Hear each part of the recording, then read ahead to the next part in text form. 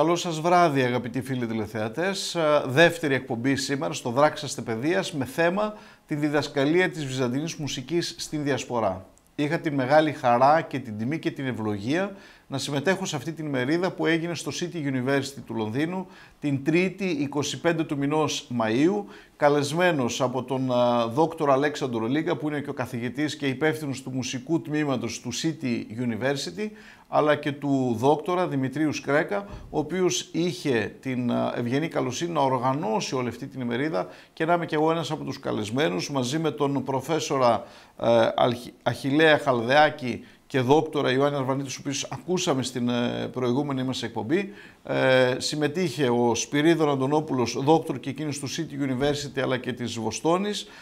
Μαζί μας βέβαια ο κύριος Λίγκας, ο καθηγητής του City University, και ο δόκτορα Δημήτριος Κρέκας, που είχε την επιμέλεια. Στην σημερινή εκπομπή θα ακούσετε τη δική μου μετριότητα να παρουσιάζω την Σχολή Βυζαντινής Μουσικής, τα 30 χρόνια εργασίας της εδώ, τις επιτυχίες που είχε σαν σχολή και γενικά τι κάναμε σε όλο αυτό το διάστημα, και στη συνέχεια ο καθηγητής του City University, ο δόκτωρ Αλέξανδρος Λίγκας, να δίνει το δικό του χαρακτήρα μέσα στο θέμα το όλο, που ήταν η διδασκαλία της Βυζαντινής μουσικής στη Διασπορά. Ένα πολύ χαρακτηριστικό θέμα, ιδιαίτερα για μας αλλά και για μένα, που έχω σπουδάσει τη Βυζαντινή μουσική, που ασχολούμαι ιδιαίτερα με τη Βυζαντινή μουσική και επιπλέον έχω αναλάβει την ίδρυση και τη διεύθυνση της Σχολής Βυζαντινής Μουσικής της Ιεράς μας Αρχιεπισκοπής Θειατήρων και Μεγάλης Βρετανίας, που κατά κύριο λόγο έχει αυτό ακριβώς, την συνέχεια και τη διδασκαλία της Βυζαντινής μουσικής στη Διασπορά. Ας ακούσουμε λοιπόν το δεύτερο μέρος της όλης αυτής συζήτησης και ημερίδας με θέμα τη διδασκαλία της Βυζαντινής μουσικής στην Διασπορά. And it's now time to go to the next speaker, Father Joseph Palliouras from the Archdiocesan School of Byzantine Music here in London and conductor of the choir.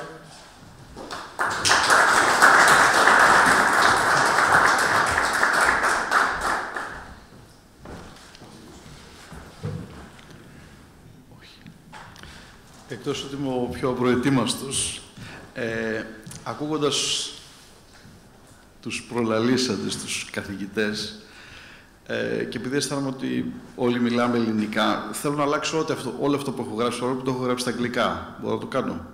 Γιατί θέλω να κουβεντιάσουμε κιόλας. Φαντάζομαι ότι αυτός είναι και ο σκοπός. Έχω παρακολουθήσει όλα τα συνέδρια, τα μουσικολογικά. Έχω ακούσει αρκετές ώρες από διάφορα βίντεο και τον Γιάννη και τον κύριο Χαλδιάκη. Αισθάνομαι λίγο περίεργα με την έννοια ότι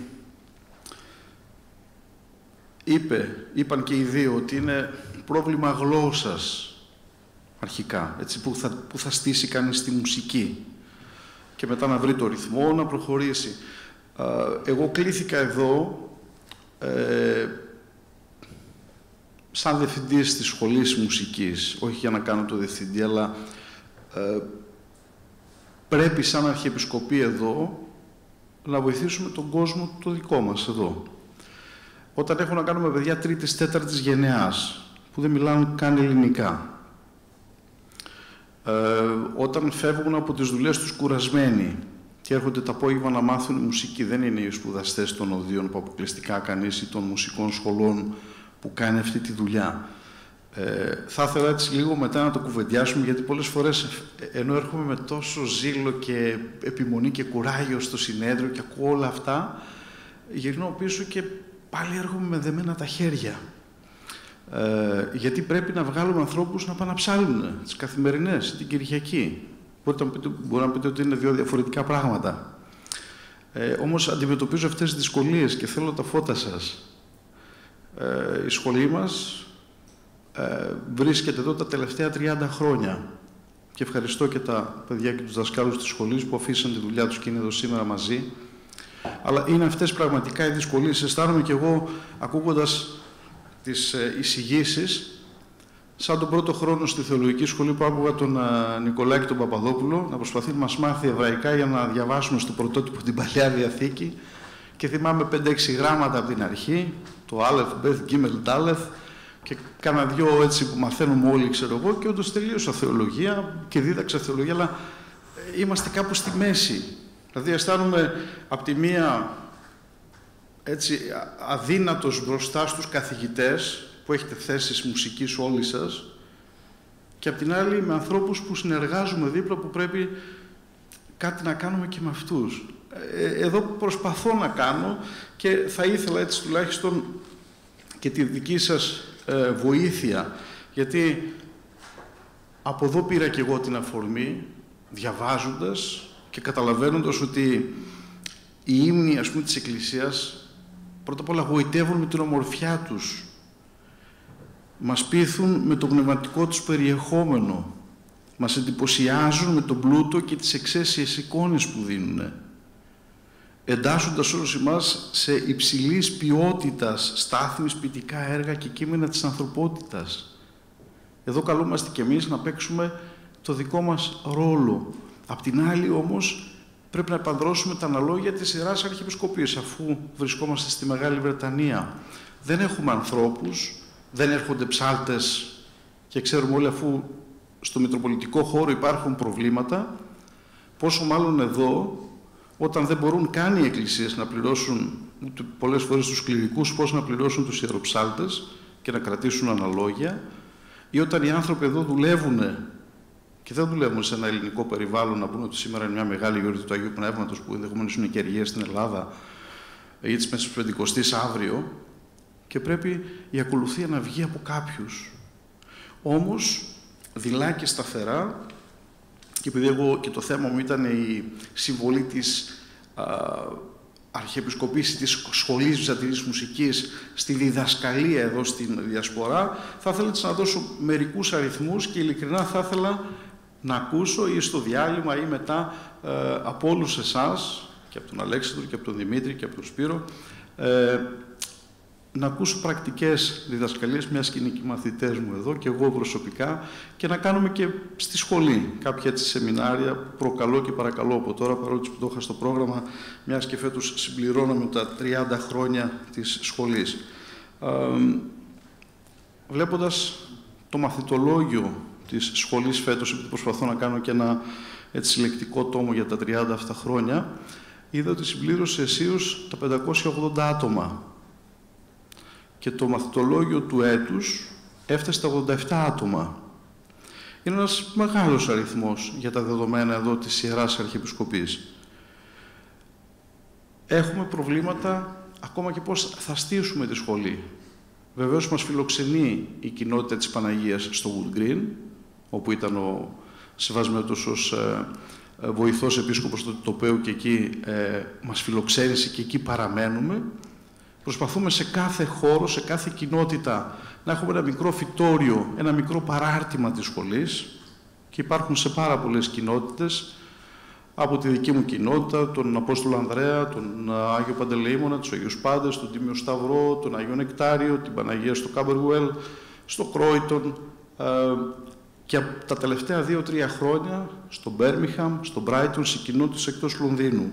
Αυτό όμως θέλει μεγάλο αγώνα, μεγάλο κόπο, να περπατάει κανείς, να ταξιδεύει 200 μίλια, να πάει να διδάξει και να γυρίσει πίσω μετά από 2-3 ώρες διδασκαλία, θέλει ολόκληρη μέρα. Άρα θα πρέπει να βρούμε τους τρόπους, αφού η Αρχιεπισκοπή μας εκτείνεται σε όλη τη Μεγάλη Βρετανία, ενδεχομένως τώρα με τα πολυμέσα, είτε με το Skype, είτε με βίντεο, είτε δεν ξέρω πώς ακριβώς να γίνει αυτή η διδασκαλία, αλλά να βοηθήσουμε και τους ανθρώπους που είναι εκτός. Και βέβαια όταν καλούμαστε να έχουμε σήμερα ακολουθίες δίγλωσσες πολλές φορές, είτε να υπερισχύει σε πολλές κοινότητες η αγγλική γλώσσα. Άρα ποια μετάφραση κανείς παίρνει, ας πούμε της Αμερικής ή των Θειατήρων, του μακαριστού Εφραίμ ή κάποιον άλλον. Και όταν διαφέρουν οι λέξεις, όταν έχουμε λέξη με 2 συλλαβές ή με 3 συλλαβές, και δεν υπάρχει καν, ξέρω εγώ, στα ελληνικά είναι τελείως διαφορετική η λέξη. Άρα πού χτίζουμε, ποια μουσική καλούμαστε να ακολουθήσουμε. Θέλω ειλικρινά τη βοήθειά σας για να γίνουμε κι εμείς λίγο καλύτεροι ή σοφότεροι, αν θέλετε. Προσπαθούμε να δώσουμε από μαθήματα πρακτικής διδασκαλίας, και το έχουμε καταφέρει όλα αυτά τα χρόνια. Η σχολή δουλεύει καθημερινά Δευτέρα με Παρασκευή 5 με 9. δίνοντας τη βυζαντινή μουσική, τη θεωρία και την πράξη, την ευρωπαϊκή μουσική, αφού δουλεύουμε στα πρότυπα μιας αναγνωρισμένης σχολής και είναι και μοναδική στην περιοχή της Ευρώπης, που δίνει και αναγνωρισμένους τίτλους σπουδών. Και το πτυχίο ψάλτο που δίνουμε εδώ και συνεργασία με οδεία στην Αθήνα και διπλώματα καθηγητού που έχουν πάρει αρκετά παιδιά από τη σχολή. Οι εξετάσεις, όπως σε όλα τα οδεία και στις σχολές προκαταρτικές το Σεπτέμβριο, είτε για να βρούμε το επίπεδο των κυρίως καινούριων μαθητών, αν δεν ξεκινάει κανείς από την αρχή, αλλά στο τέλος πάντα οι εξετάσεις είτε προαγωγικές είτε και πτυχιακές. Και εδώ να αναμνηστώ μερικών προσώπων, ξεκινώντας στην αρχή με το Οδείο Αθηνών και τον Σπύρο τον Περιστέρη, απλά πήγαμε εκεί γιατί, όπως θα ξέρετε τουλάχιστον εσείς που ασχολείστε ιδιαίτερα με τη διδασκαλία της μουσικής, τότε δεν ήμασταν καν στην Ευρωπαϊκή Ένωση, δεν μπορούσαμε να αναγνωρίσουμε την σχολή. Το Οδείο Αθηνών έχει μια ιδιάζουσα μορφή, ανήκει στο Υπουργείο Παιδείας και όχι στο Υπουργείο Πολιτισμού. Και εκεί είχαμε μπερδευτεί με το Υπουργείο Εξωτερικών, ξεκινήσαμε από εκεί, στη συνέχεια περάσαμε στο άλλο Υπουργείο. Κάναμε όμως την αρχή μας, έχουν έρθει από τον μακαριστό τον Χατζη Νικολάου, τον Δημήτρη τον Μπαλογιώργο, τον Λικούργο τον Αγγελόπουλο, τον Σουλακέλη, τον μακαριστό και αυτόν, τον Γιώργο τον Κωνσταντίνου, τον Κώστα τον Αγγελίδη, ανθρώπους για να κάνουν τις εξετάσεις κάθε καλοκαίρι, είτε και συνδυάζοντας κάποιες χοροδίες και συναυλίες εδώ, και ευελπιστώ στα επόμενα χρόνια να είστε κι εσείς παρόντες στις εξετάσεις μας. Με τον Αλέξανδρο Τολίγα κάναμε εξετάσεις και με επιτροπή βεβαίως από τον Σεβασμιότατο και καθηγητές και την επιτροπή της σχολής. Η σχολή παράλληλα προσπαθεί, διατηρώντας την βυζαντινή χοροδία αλλά και την δημοτική χοροδία, αφού διδάσκουμε και παραδοσιακά όργανα και ό,τι ανάγκες έχουν τα παιδιά αφού το ζητήσουν, προσπαθούμε να δίνουμε σε όλο το σχολικό έτος κάποιες συναυλίες και εκδηλώσεις γύρω από το θέμα, είτε και σεμινάρια γύρω από τη βυζαντινή μουσική. Ειδικά αυτό το χρόνο έχουμε περάσει τις 20 εκδηλώσεις. Μέχρι και χτες το βράδυ είχαμε την μουσική της Μήνης και το ρεμπέτικο σε 3 συνεχόμενες συναυλίες. Ήταν πριν λίγο καιρό ο Πατριάρχης εδώ, κάτω από την καθοδήγηση του κ. Προδρομάκη, και μαθητές και δάσκαλοι της σχολής ψάλαν μπροστά στον Παναγιώτατο. Συμμετέχουν στις παμπαρικιακές όλες εκδηλώσεις. Η σχολή είναι πολύ ενεργή, γιατί πρέπει να αντιπροσωπεύει την Ιερά Αρχιεπισκοπή και πρέπει να είναι όπου τη ζητηθεί παρούσα, με τις αδυναμίες και όλο αυτό που κουβαλάμε και έχουμε. Δεν θέλω να σας κουράσω άλλο, απλά θα ήθελα ειλικρινά, έτσι στα ερωτήματα αυτά που έθεσα, αν θα μπορούσα έτσι να έχω λίγο περισσότερο τα φώτα σας και τις ιδέες σας και τη συνεργασία περισσότερο, γιατί εμείς παραμένουμε εδώ, χρειαζόμαστε κληρικούς. Να πω ότι από τη σχολή, παρόν είναι ο πατήρ Δημητριανός, ο οποίος ήταν γεννημένος εδώ, έπρεπε να εξασκήσει την ελληνική του γλώσσα, τελείωσε την σχολή Βυζαντινής μουσικής, υπηρέτησε ως ιεροψάλτης στο ναό μου και στη συνέχεια είναι και κληρικός και άλλα παιδιά από τη σχολή. Άρα παίζει και έναν διπλό ρόλο, αν θέλετε. Είναι και ένας πρόδρομος και προς την ιεροσύνη. Γιατί όχι, αφού και οι ιεροψάλτες ανήκουμε, και γενικά όλοι ανήκουμε στο βασίλειον ιεράτευμα, όπως λέμε. Αλλά τουλάχιστον ο ιεροψάλτης είναι και από τους πρώτους βαθμούς της ιεροσύνης, λέμε εμείς. Είναι άμεσος συνεργάτης του κληρικού. Σας ευχαριστώ πολύ, κύριε Λίγκα και κύριε Σκράκα, γιατί μου δώσετε αυτή την ευκαιρία να είμαι μεταξύ των αγαπητών καθηγητών, ένας ταπεινός υπηρέτης της μουσικής στη Μεγάλη Βρετανία, με όχι όλα αυτά τα προσόντα που διαθέτετε εσείς, αλλά να παρουσιάσω και εγώ με τον δικό μου τρόπο αυτό το λίγο ή πολύ που κάνει η Σχολή Βυζαντινής Μουσικής εδώ στην Διασπορά. Ευχαριστώ πολύ.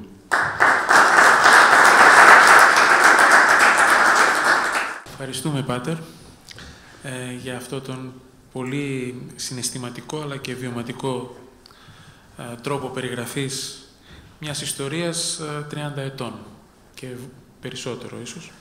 Και ο Θεός να σας έχει καλά να συνεχίσετε αυτό το έργο, με την καθοδήγηση ασφαλώς και όλων των ειδημόνων. It's time now to move to our esteemed Dr. Alexander Lingas, who is the main organizer of this. Thank you very much. Just for anybody who might be sort of tuning in, to the recorded version, maybe I'll just summarize very briefly a couple of the things that Father Joseph added here. I'm actually very grateful to him for his remarks here, and it's what he posed a series of questions in addition to giving us a wonderful short summary of the very extensive work of the Archdiocese of Thyatira School of Byzantine Music over the 30 years of its existence, with 580 students who've gone through it, 87 students now enrolled in multiple cities.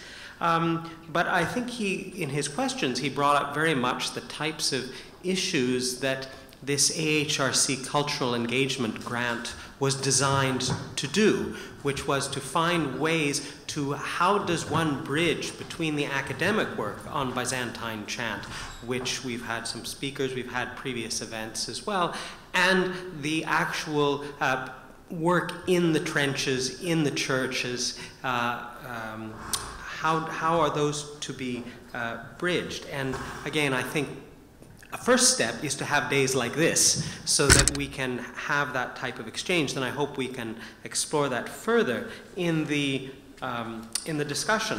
What I would like to do this afternoon is just offer you some brief excerpts of a talk that I gave in the United States some years ago at Holy Cross for a conference of the Orthodox Scholars Initiative there, and the topic in general was orthodoxy in higher education, and I had been asked to speak on teaching Orthodox music in higher education. And the situation for teaching about Orthodox music, and I was speaking in general, not only Byzantine music, but also I spoke about Russian traditions of music, contemporary as well as historical repertories. But there is a real difference to the place of Byzantine music in particular, but Orthodox music in general, within higher education outside of Eastern Europe. It's a very, very different situation here that someone like me encounters than, say, my colleagues at the University of Athens, our partner Erasmus institution with this department, or places like Bucharest or other traditionally Orthodox countries. Now today, for music from Orthodox traditions, I should note that on the one hand, it's very much experienced as Father Joseph described it, something integral to the liturgical experience of the faithful. But on the other hand, for people outside of those traditions, it is experienced also by non-Orthodox who attend concerts or purchase recordings, variously categorized as classical music, sacred music, choral music, or world music. Now, there are obvious parallels between the status of Orthodox singing in the modern Western world and those of Eastern Christian iconography within the same cultural sphere, but also some important differences, particularly when one considers their relative positions in Western European and North American academia. In both cases, what were originally liturgical arts indigenous to Orthodox Christianity have been adopted for a variety of purposes, some of them explicitly Christian, others generically spiritual or aesthetic, in the postmodern West. Yet over the past 50 years, iconography has attained what might be described as a narrow, yet relatively secure place within the field of art history, as well as in that of medieval studies broadly conceived.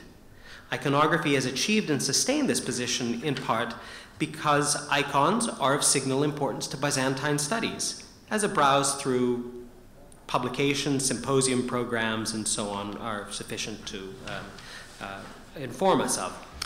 Academic teaching and scholarship related to iconography are also nourished periodically by blockbuster exhibitions, such as those held in recent years by the Metropolitan Museum of Art in New York, the Getty Center in Los Angeles, and the Royal Academy of Arts here in London.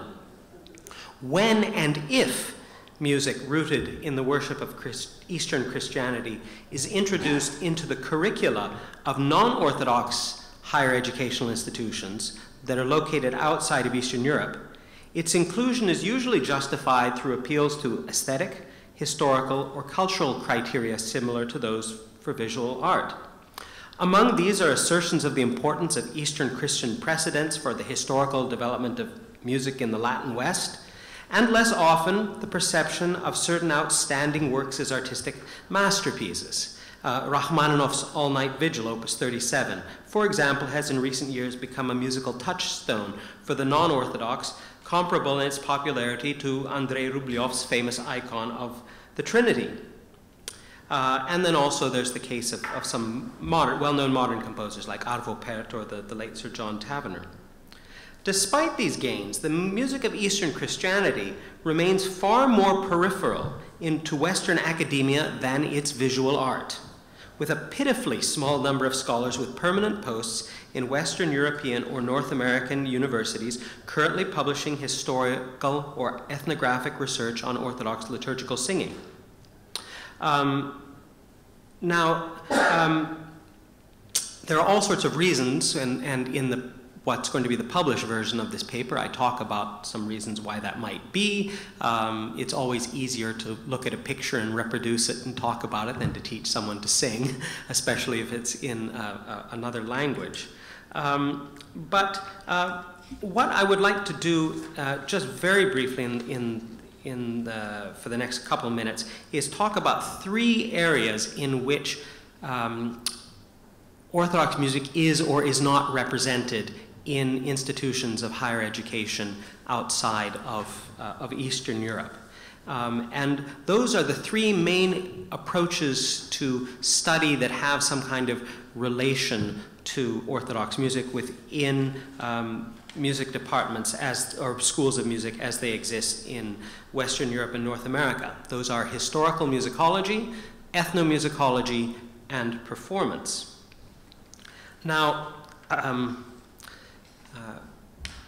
in brief, the story with historical musicology is that interest in Byzantine chant largely arose in the late 19th and early 20th centuries out of a movement to investigate the origins of Western music, to find the early origins of Gregorian chant.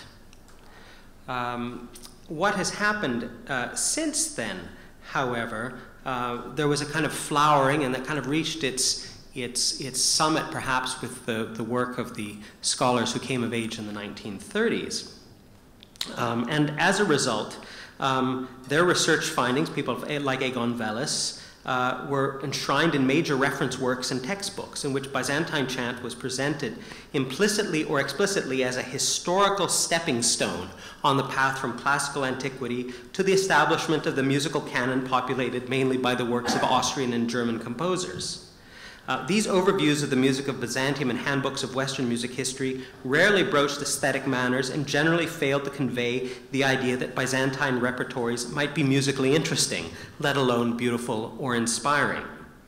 Given this notable lack of enthusiasm, it should not be surprising that Byzantine chant eventually fell from scholarly grace within the Western musicological establishment. This occurred gradually and without protest, as the musical and methodological tastes of scholars changed, disciplinary shifts that were chronicled and encouraged by such prominent scholars as Joseph Kerman. In Kerman's 1985 book on the field, the survey of the field of the study of music, he pointed to work on Byzantine chant undertaken by his teacher Oliver Strunk as a particularly pure example of misdirected energy in scholarship. Today, North American undergraduates majoring in music are likely to learn of the existence of medieval Byzantine chant only if their obligatory survey of the history of Western art music uses a textbook that follows the earlier pattern of using the liturgical music of Byzantium to fill the chronological gap between antiquity and the appearance of the notated manuscripts of Gregorian chant in the Carolingian Empire. So unless the lecturer supplies sufficient quantities of supplementary materials, references to Byzantine chant in current textbooks are likely to pass unnoticed due to the pitifully small quantity of information now supplied. So the place of Byzantine music in the Western historical curricula of universities now is more or less non-existent, as far as most undergraduates would encounter it. There are exceptions, and you occasionally have people like me who find ways to sneak a few things in here or there, especially maybe in some postgraduate or upper division seminars, but it is outside of the normal canon of Western music. The place where it has started to creep back in some ways is ethnomusicology, and that which deals with the study of living cultures. Now, curiously, some of the major handbooks of the field of ethnomusicology, like the Garland World Music Encyclopedia, manages to miss out Byzantine chant, presumably because they assumed it's supposed to do with music history, and also because they probably weren't sure what to do with it, whether it was supposed to go in the Europe or the Middle East volume. So just the disciplinary strictures of the field were not very helpful. So there are articles on Coptic chant, and there's some on Armenian church music and Syriac chant, but nothing on Byzantine chant, even though it's by far the largest of those living traditions right now in terms of the number of people who practice it. So where it has come back has been thanks to the work of people, for example, like Jeffers Engelhardt or Alexander Khalil, who have undertaken in fairly recent years ethnographic studies. Another would be Tora Lind, who will be speaking here actually in about a week here at this university for a round table. And I think part of the issue there for ethnomusicology is half of the battle is to show up. If you have studied something and publish on it, it becomes a canonical culture somehow, which is one of the reasons why we have two gamelans, or three of them, sitting in a room over there. If there are enough people who've studied it, made people aware of it within the field of ethnomusicology, and this, as for example, has happened with Bulgarian folk music. So one of the things that needs to happen is just more people need to study it. Fortunately, there are some scholars who have shown that there is interest in this field. Finally, the third area, if the first two areas are historical musicology and ethnomusicology, the third is performance. And most institutions, like this one, require their undergraduates to do a certain amount of performance in ensembles and or as soloists. And I'll just note that probably my most successful introduction here of Byzantine and other Orthodox music has been when in 2007 I was in August I got an email or a phone call, I can't remember which, telling me that the director of the university chamber choir had stepped down, and that it was now my job to take it over because there was not time to find anybody else before classes started. And so I did it, and I conducted other things, some of the usual things like Brahms and so on, and, with the choir. But also I managed to use as an opportunity to bring in also some Orthodox music to widen the canon. And in many respects, although the students were some of them a bit suspicious of it, this isn't the stuff that I've sung in my school choirs thus far. What is this Greek and Russian stuff that you're handing to me? That ultimately, it probably was the most effective because it was the most immediate for them. They actually got inside the music. And we've had some really, really lovely concerts and performances, including a liturgical performance, that is doing the service of Sir John Taverner's setting of the Panihida, the Mnemosino service. And this is something that for people who were there and for this in the audience or the congregation for part of it, I suppose, and the singers themselves, that the music somehow got inside them, and they really had a kind of profound experience that no amount of my giving lectures on the historical importance of Byzantine chant could act as a substitute for. So just to conclude now, I would just note that Byzantine chant has a very precarious role right now, or place, in Western academia.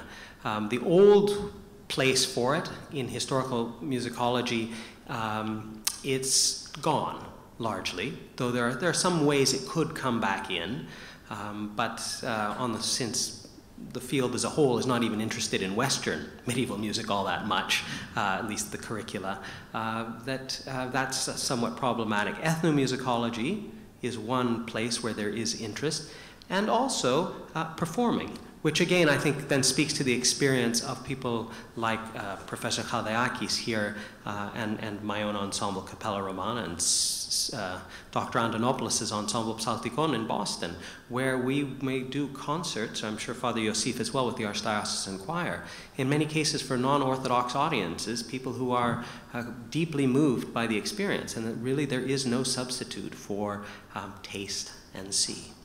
So thank you very much.